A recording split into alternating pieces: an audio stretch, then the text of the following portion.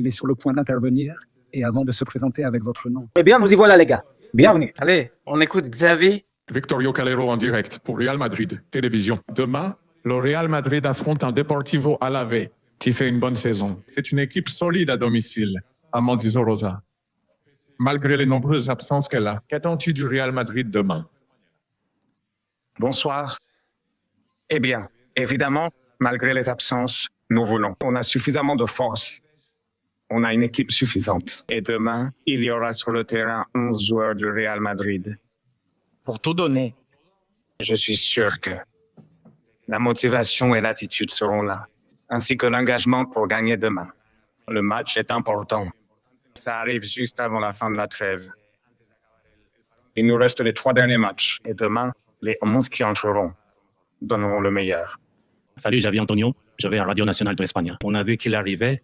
Kylian Mbappé s'est entraîné. Il est prêt à voyager pour jouer. Quel est le plan? Et les autres blessés aussi. On ne récupère pas Kylian. Il est en forme pour jouer. On verra demain. Demain, nous déciderons, et c'est évidemment une bonne nouvelle. Comment ça va, Xavi Martin, Doc et Diario? 2 défaites consécutives au Bernabéu. On parle beaucoup de ce bruit dont tu as déjà parlé ici en conférence de presse. Demain, tu as l'impression de jouer ta place sur le banc du Real Madrid. Sinon, si tu ne gagnes pas à Mendizorroza. Pas toujours. Je vous dis que pour moi, le plus important, c'est l'équipe et le club, évidemment. Demain, nous avons un match très important vu le moment où il se joue. On veut changer la dynamique des résultats et on affronte un adversaire exigeant. En gros, c'est ça qu'on joue demain. Bonjour Xavi, salut. Miguel Angel Diaz de la Cadena Cop disait l'autre jour que Courtois, après la défaite contre Manchester City, avait eu de bonnes sensations sur le terrain. Ça a montré que l'équipe n'était pas morte. Je voulais te demander comment, malgré la défaite, à quel point les sensations et l'attitude qu'avaient les joueurs sur le terrain l'autre jour ont été importantes. Et si on peut en arriver à fêter, entre guillemets, une défaite? Non. Non, ça non. Non. Mais on a quand même fait beaucoup de bonnes choses. On a déjà analysé, je crois, lors de la conférence de presse. Après le match, ce n'est pas la peine de trop ressasser la dernière rencontre.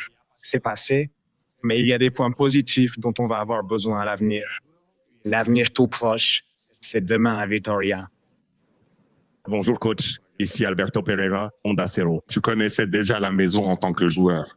Il y a quelques années, je voulais te demander si ton idée en arrivant ici est toujours la même aujourd'hui. Est-ce exactement ce que tu avais en tête quand tu as accepté de devenir entraîneur du Madrid? Autrement dit, que ce processus ou tout ce qui t'est arrivé ces derniers mois, tu le voyais ou l'imaginais exactement pareil? Et si ça se passe mal, ce sera comme ça. Si ça se passe bien, ce sera autrement. Qu'est-ce que tu avais en tête pour la première partie de la saison?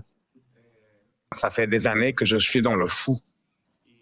Et plus rien ne m'étonne de ce qui peut arriver.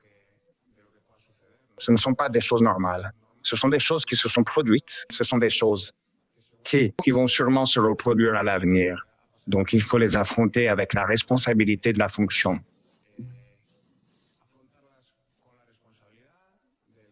Avec la responsabilité de ce que nous représentons et à partir de là, travailler pour inverser la situation. Mais non, ce n'est pas quelque chose qui me surprenne vraiment. Bonjour, comment ça va Xavi? Bonjour Javier Herrera de la Cadena SR. Tu nous as dit ces dernières heures de presse. Tu avais une bonne communication avec le président et avec le club. Je voulais savoir si depuis la défaite contre City, tu avais reparlé avec le président et avec le club. Et si tu sens la confiance du club envers toi? Oui, depuis le début, depuis que je suis ici, nous avons eu une communication constante avec le président, avec José Angel, avec d'autres personnes importantes du club, parce que nous avançons ensemble. Là-dedans, on est tous ensemble dans la confiance, le respect et l'affection. La responsabilité de l'objectif commun est toujours une bonne chose. La communication est bonne. Comment ça va, Xavi? Sergio Rodriguez du journal Marca disait l'autre jour que Karim Benzema, dans une interview, estimait qu'à Madrid, il manquait une figure dans le vestiaire pour, parfois, dire à Mbappé, à Vinicius, à Bellingham, ce qu'il faisait mal. Avez-vous regretté l'absence d'une telle figure pour apaiser certains moments de tension dans le vestiaire quand cela s'est produit? Merci. Eh bien, dans le vestiaire, on est ensemble tous les jours. Travaille dans les bons moments comme dans les moins bons. On sait que maintenant, avec les circonstances, on traverse des difficultés. Mais on croit aussi qu'on peut grandir si on surmonte ces moments difficiles et qu'on inverse un peu la dynamique. Peut-être que dans quelques semaines, on regardera en arrière et on dira « Oh, ce qu'on a traversé, mais ça nous a fait du bien, ça nous a renforcés, non ?» Et ça, ce sont les processus de toutes les équipes, de tous les vestiaires. Karim a sûrement beaucoup d'expérience et a vécu plein de choses, non? Et ce vestiaire aussi. Il y a des gens qui ont ce bagage et cette personnalité pour pouvoir prendre des décisions. Ici, pardon, Mr. Carlos Forjan du journal AS. Au début, quand vous êtes arrivé à la Coupe du Monde des clubs, vous l'annonciez un peu en plaisantant, non?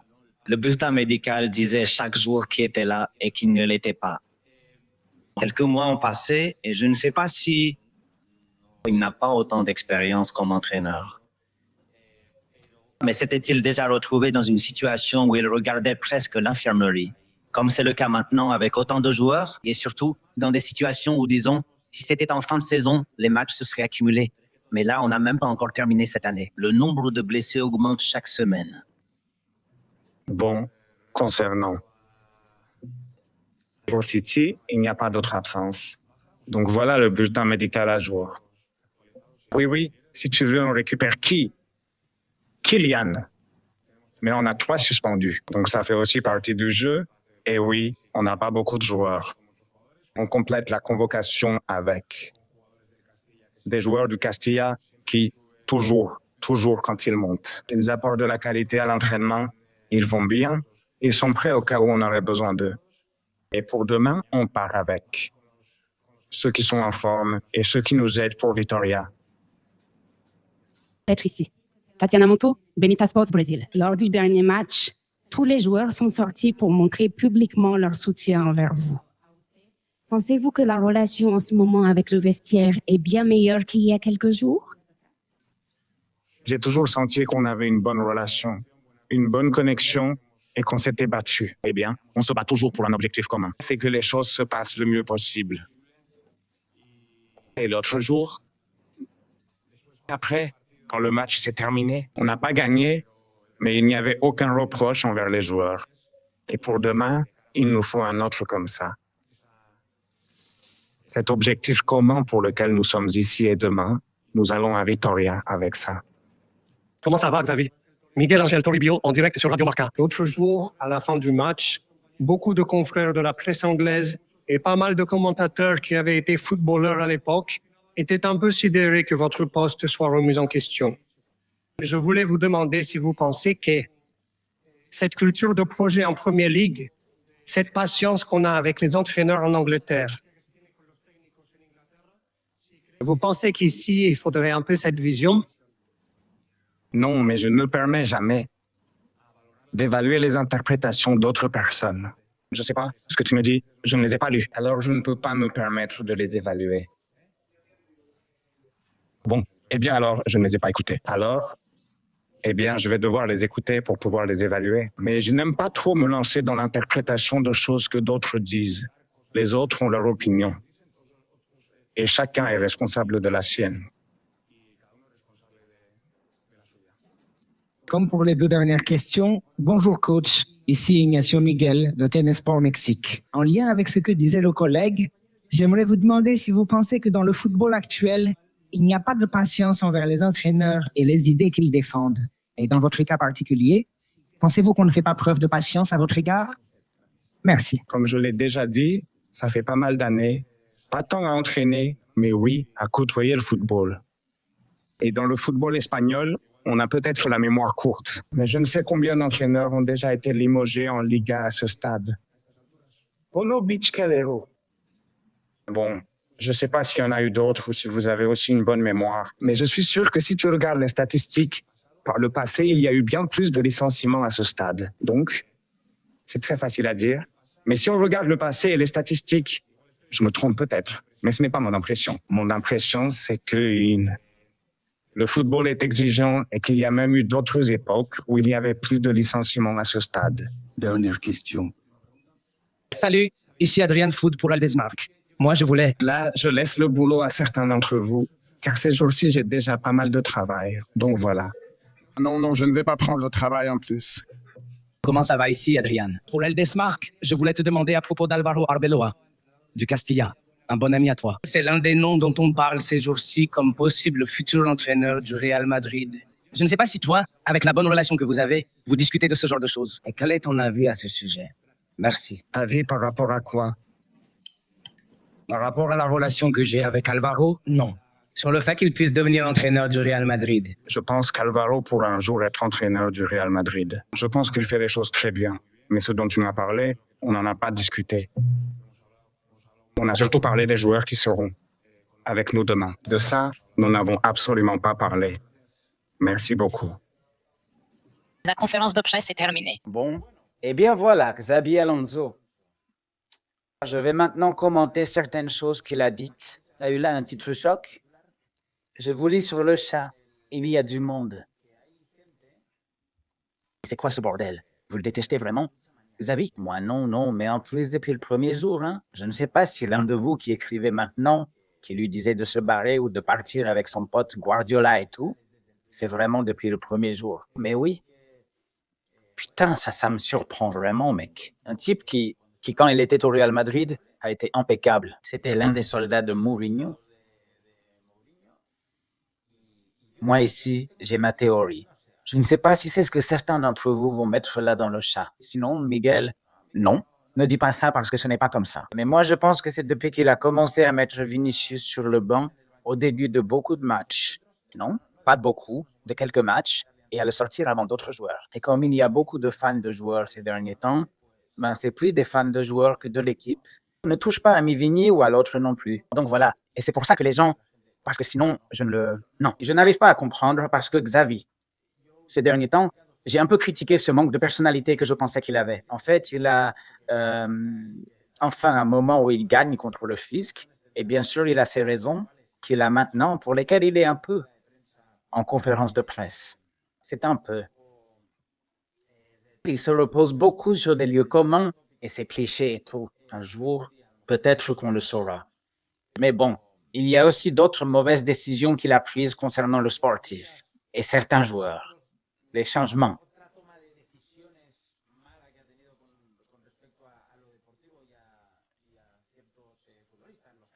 L'autre jour, je retire Gonzalo et tu finis par balancer des centres dans la surface, etc. Moi, tout ça, je l'ai critiqué. Mais ici, je sais très bien avec qui je suis. Pas avant, mais dans ces circonstances, avec un entraîneur en poste depuis peu, face ou avec un effectif qui l'an dernier s'est complètement ridiculisé dans toutes les compétitions.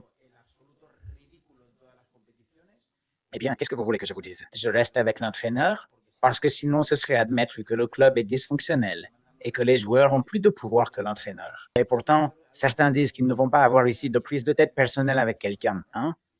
Ni que je vais le bannir, ni quoi que ce soit. Et il y en a qui disent, va donc avec ton pote Guardiola et tout le tralala. Mais attends, il vient juste de parler d'Arbeloa, non? Il est aussi ami avec Arbeloa. Il est aussi ami avec Mourinho. Je pense que ce petit message que certains dans la presse ont lancé a vraiment fait son chemin. Et sûrement que c'est sorti du club, ce que je trouve lamentable, parce qu'ils n'ont pas aimé ce commentaire sur Guardiola. C'est qu'il n'a rien dit, vous savez. Il a juste dit ça, Guardiola. Bon, eh bien Guardiola, écoute, Guardiola me connaît déjà, moi je le connais lui, il doit avoir ses raisons. Voilà la déclaration. Il n'a rien dit de plus sur Guardiola et il se trouve que on le descend parce qu'il est ami avec Guardiola et on oublie toutes les autres amitiés qu'il a. Il n'a pas hébergé Mourinho. Enfin, Ancelotti. Enfin, Zidane, avec tout ce qu'il a croisé, non. Et tout ça, franchement, non, je ne comprends pas. Surtout quand Guardiola, justement, qui pour moi est mon ennemi juré, et tout ça, je suis absolument pas suspect de défendre ce type. Mais ce qu'il faut être dans la vie, c'est ne pas être sectaire. C'est reconnaître que si Guardiola dit une vérité, on la lui reconnaît, et point. Et ce qu'il a dit, c'était vrai. Ici, tout dépend du pouvoir que la direction accorde à l'entraîneur. Le pourcentage de pouvoir qu'on lui donne. Mais c'est un truc qui est absolument vrai. Moi, quand j'ai entendu ça de Guardiola, je me suis dit, je peux pas, moi. Dire que Guardiola ne dit pas quelque chose de vrai juste parce que c'est Guardiola. Bordel, c'est comme si demain un type que je ne peux pas encadrer sortait un fait à la télé ou dans les médias. Pourquoi? Parce qu'il ne me revient pas. Je vais dire qu'il a tort. C'est-à-dire que pour moi, ce type est un salaud, ce que vous voulez. Mais pour moi, sur ce qu'il est en train de dire, il a raison. Point. C'est tout. Alors, bon, eh bien, ceci dit, je pense qu'aujourd'hui, Je crois qu'aujourd'hui, Xabi Alonso, eh bien, au moins, il a lâché quelques petites choses. Il m'a manqué une ou deux questions de plus sur quelques absences supplémentaires. Pas qu'il dévoile davantage, même s'il n'allait pas faire la liste. Enfin bon, le truc, c'est que Mbappé a dit qu'il est OK, mais que demain, on verra s'il est titulaire ou pas. Et je parle de noms comme celui de Ouzing et Rudiger qu'on a vu s'entraîner. On a déjà dit qu'ils avaient été avec le reste du groupe. Ces images de l'entraînement d'aujourd'hui, et pourtant, ensuite en conférence de presse, personne ne lui a posé de questions à leur sujet. Non, enfin. Et Rudiger Greusen alors? Ils sont prêts à jouer ou pas? Ils ont continué à lui poser des questions sur son avenir. Le match contre enfin, s'il se sent sous pression, etc. On n'a pas eu une information que je pense très importante pour Madrid, parce qu'avec le nombre d'absences qu'il y a, la présence de Rudiger Greusen est capitale. Parce qu'on sait déjà qu'en ce qui concerne les latéraux, par exemple, d'un côté, Valverde va jouer, et de l'autre, ce gamin-là, sûrement, il n'est pas de Valdepeñas, ni issu du centre de formation du Madrid. Tu sens que tu joues gros, dit-il. L'important, c'est l'équipe contre City, je crois. Que c'est Miguelito qui l'a demandé, dit-il. Peut-on fêter une défaite? Donc on peut considérer une défaite comme quelque chose de bien? Et il dit non, non, non, jamais. Mais on a quand même fait des choses bien. Mais ça, c'est du passé. Peu cohérent avec ce qui s'est passé lors des derniers matchs, qu'il soit bon ou mauvais. Quand on leur a demandé à propos de celui qu'il laissait derrière, il a répondu bon, le prochain est le plus important. Tu t'attendais à ça? Il dit ça fait des années que je suis là. Dans le foot, rien ne me surprend. Tu as parlé avec le président et tu sens de la confiance? Là, il n'a pas répondu, histoire que quelqu'un commence à écrire. Ah, tout te semble bien dans ce qu'il a dit, non? Là, je pense qu'il n'a pas répondu et que ça n'a pas été bien, parce que la question était très claire. Tu as parlé avec le président depuis le match contre City, oui ou non? Et tu sens la confiance? Il dit, eh bien, la communication depuis le premier jour a été bonne. Ça veut dire que je n'ai pas parlé avec le président depuis le match, et que peut-être la confiance, ce n'est pas ce qu'il attendait, hein? Sur la relation avec le vestiaire, il dit, j'ai toujours senti qu'elle était bonne. Je crois que c'est là. Il ne dit pas la vérité. À propos du bruit médiatique venu d'Angleterre, eh bien, on lui posait surtout des questions sur l'Angleterre parce qu'on venait de jouer contre une équipe anglaise qui ne tient pas compte des avis de l'extérieur. Je pense qu'on a parfois pris en compte des avis venus de l'extérieur, mais pas quand on lui a posé la question. Il a manqué la question sur Laporta et Negreira d'hier. Ça aurait été bien, parce que peut-être qu'il se serait lancé sur quelque chose. Quand on lui a demandé à propos de Laporta, en disant que Madrid, c'est le pouvoir et le Barça, la liberté, là, il a pris en compte les avis. Les avis venus de l'extérieur, non. Et pourtant, non. Et à propos de la patience dans le football actuel, il dit qu'à d'autres époques, et là, je crois qu'il a raison, y a-t-il eu plus de licenciements d'entraîneurs à ce stade que, par exemple, cette année, où il n'y en a eu que 2, Pasta et Calero, celui d'Oviedo et celui de Levante? Non, putain, il a peut-être raison, enfin, juste sur une question de chiffres. C'est comme ça maintenant. Peut-être que tu remontes dans le temps et que tu vas 2 saisons en arrière.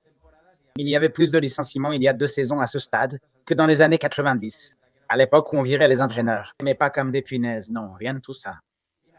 Arbeloa et cette relation compliquée du fait qu'il soit très ami avec lui, mais on en parle comme d'un possible futur entraîneur, au cas où Xavi serait viré demain, après-demain ou dans une semaine ou 2 donc. Évidemment. Moi, je pense qu'il est allé demander aux journalistes pourquoi il ne précisait pas sa question. Allez, pose-la moi. L'autre a légèrement reculé et a dit non, qu'il entraîne le Real Madrid plus tard. Ah bon, oui, dans le futur, bien sûr. Et je crois qu'il est prêt à entraîner le Real Madrid. Ce n'a pas été l'une des conférences de presse de Xabi Alonso dernièrement, ni la plus courte, ni la plus banale, parce qu'il y a eu ici quelques petites choses, et ce n'est pas que je la considère comme parfaite, car il me reste encore quelques réponses ou questions sans réponse. Mais bon. Regardez, voyons, j'ai lu. Je vous lis un peu du coin de l'œil, et je lis de tout, depuis que Vinicius serait le cancer du vestiaire. Comme le dit Alfredo Urdaneta ici, même un autre disait que je m'en étais pris à Vinicius et tout, et que je suivais la ligne d'Iñaki Angulo. Eh bien, si ça vous rend heureux. Cachalot devant la porte de l'académie, plus près de la vie derrière des barreaux. Alors là, Matt, mec, José Maria, quoi de neuf, mon vieux? Merci beaucoup à tous les gars. On est 726, c'est pas mal, c'est pas mal. Vous savez que c'est direct? Eh bien, c'est la conférence de presse. Et un petit commentaire sur le texte, plutôt. Un commentaire audiovisuel sur ce qu'on vient de voir. Et dans un petit moment, on s'en va. Bon, quelques considérations il y a des conclusions. Bon, regarde, sur l'image, on le voit plus détendu. Et on dit qu'il a déjà eu le feu vert définitif. Pour moi, le feu vert définitif, c'est quand un mec entre dans une liste. Et enfin, bon, le truc, c'est que... Peter Muniz a fait un super commentaire. Miguel, tu m'aides avec le tien? Oui, oui, merci beaucoup, mec. Eh bien, écoute, non, tu pouvais pas mieux le dire, hein? David Lopez a parlé depuis le Guatemala. Quelle est ton opinion sur ce qu'a déclaré Xavi? Je viens juste de le dire, Evan. Si tu viens d'arriver en retard, eh bien, tu peux le regarder maintenant en différé, revenir en arrière et le voir. Voilà. Salut jusqu'au Guatemala. Je crois qu'il est très tôt pour Jim. Merci beaucoup, mec. Et rien. Voyons voir si... Vous savez, un truc avec pas mal de ton, même si ça n'a convaincu aucun de nous, ça nous a quand même réussi. Hein? Parce que je crois que c'était un truc qui, enfin, c'était un gars qui le mettait là. Ça donnait du sens au schéma. Enfin, ça lui apportait de l'équilibre au schéma qu'il voulait pour le Real Madrid. Et autre chose importante encore, il ne nous a pas vraiment fait rêver avec le ballon, même si on reconnaît que c'est un sacré joueur à part. On l'a vu à River, marquer. Des coups francs incroyables et réaliser des actions fantastiques. Hein? Et au Real, il a laissé quelques beaux gestes. Mais il n'avait pas une constance avec le ballon dans les pieds. Maintenant, au moment de défendre et de faire ce que Xavier lui demandait, écarté sur l'aile comme ailier droit et tout ça. Avec ballon ou sans ballon, le schéma convenait à Xavier. Allez, regarde si on passe maintenant aussi aux chiffres. C'est à ce moment-là que ça allait le mieux pour Madrid. Quand Madrid, en incluant la Coupe du Monde des clubs, a enchaîné une série de matchs gagnés et tout ça. Et moi, je crois. C'était quand? En fait, Mastantuono ne jouait pas tous les matchs. Et encore moins. Il n'a pas joué contre l'Athletic, par exemple, le match au Metropolitano. Mastantuono ne l'a pas joué titulaire. C'est vrai qu'il ne joue pas non plus titulaire contre le Barça et qu'on bat le Barça et qu'on le bat bien. Donc, le Classico, on le gagne bien. Qui l'aurait cru, hein? Fin octobre, on a bien battu le Barça. On pouvait même les écraser. Avec le brouhaha autour de Vinicius et tout. Et ce mauvais goût laissé par la fin du match où on s'est défendu un peu. Mais là où on en est maintenant, hein, en à peine un mois. Et putain, 1 mois et demi, mais rien. 9 points offerts au Barça. Une sensation terrible, enfin. Et pour demain, eh bien, si on se fie à ce que la presse a raconté ces derniers jours, beaucoup de médias en ont parlé. Beaucoup de gens qui suivent Madrid sont quasiment unanimes. Effectivement, il y a un ultimatum. Et c'est quelque chose que j'ai déjà raconté dans des vidéos précédentes. Et je ne vais pas m'étendre là-dessus. Le Real a fait ça avec Xabi Alonso et avec beaucoup d'autres. Il l'a fait avec beaucoup d'entraîneurs. Et je trouve ça vraiment moche. Et j'ai vraiment honte que mon club fasse ça, franchement. Ce club est très bien dirigé par un génie, Florentino Pérez, et par des personnes qui, sur le plan institutionnel, nous ont placés au-dessus de pratiquement tous les clubs du monde en termes de fonctionnement, de revenus, etc. Mais cette façon de manœuvrer, avec la presse qui balance l'histoire de l'ultimatum et tout, j'insiste. Xabi Alonso n'est pas le premier et ne sera pas le dernier à qui on fait ça. C'est quelque chose qui me fait vraiment honte de mon club. Vraiment honte. Et que je trouve lamentable. Et j'espère franchement, pour le bien du Real Madrid, parce qu'ici au fond, il s'agit toujours de vouloir que le Madrid aille bien. J'espère que demain on gagne et que Xavi reste longtemps. Même quand je pensais que la solution était qu'Ancelotti parte. Je voulais que Madrid gagne. Bien sûr, il y avait des gens qui voulaient qu'il perde. Hein. Je voulais qu'il gagne. Mais là, j'en ai fini. La différence avec Ancelotti, c'est que quand on disait qu'il fallait que ça se termine. Et pour Xabi Alonso, c'est qu'Ancelotti était à sa 4e année de sa 2e période. Tu voyais que les joueurs ne croyaient plus à son projet.